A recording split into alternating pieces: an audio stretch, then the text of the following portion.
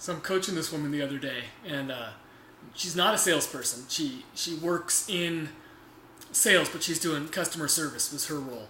And we were working together because she has the opportunity to sell, and she knew that if she could sell, she could make more money. She was on commission; she just wasn't required to sell, and she liked it that way because sales just scared the crap out of her. And this was not something she had wanted to do. It was not the reason she took the job. But after 5 years in, she was getting a bit frustrated with the steady paycheck, but she knew she could do so much more. And so I was brought in to see if we could help at all. We talked for about 45 minutes around selling and why it scared her and why she didn't want to do it. And she said, listen, I want to sell, but is there a way I can do it where I'm not a salesperson? Can we do this in such a way that I don't feel like I'm selling? Because just the idea of selling just really just didn't sit right with her. She didn't want to do it. So used one of my favorite tools with her, and it's something that, because of my commitment to help everyone out there, I'm going to share with you right now. I actually created a special visual aid just for you. And what we did with this woman was, I said, you don't have to sell.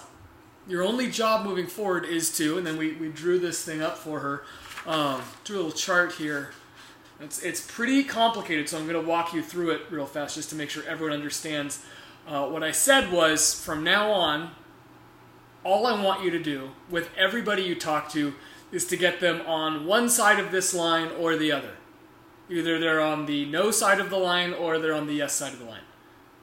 The only thing you can't do is let anybody tell you maybe. Right? If you get a maybe, you have to qualify it. And she would actually say, our script was, are you telling me maybe because you're trying to spare my feelings and just be nice, and really you mean no? Or are you seriously, maybe is the answer, which means we just need to talk later and you need some time to think about it and I can call you back and we'll keep this thing going. So that was it. Yes or no. Everyone she talked to, she had to get to tell her yes or no. And both were equal. It didn't matter. I said, I just want you to go for 10 answers a week. That's all we'll try. 10 answers. Doesn't matter which ones. They could all be no's. That'd be fantastic. And she said, okay, I can do that. I can talk to people and get them to tell me a yes or a no.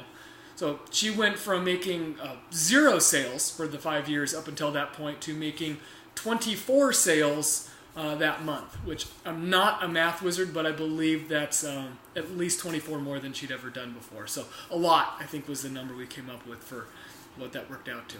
So with your customers, with your clients, if you are in sales at all, we make it way more complicated than it needs to be. Yes or no.